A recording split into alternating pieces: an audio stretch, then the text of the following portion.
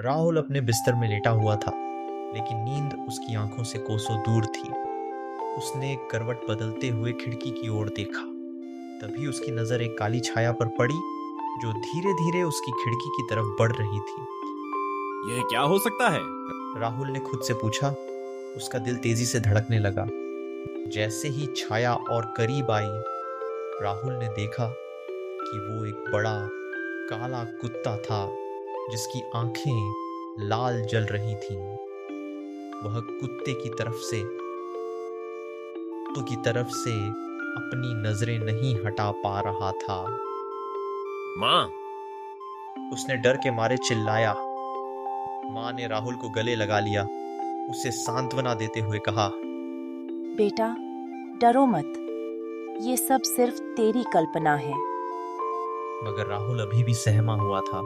उसकी आंखें खिड़की की तरफ लगी हुई थीं। लेकिन माँ, मैंने उसे देखा। राहुल ने जोर देते हुए कहा।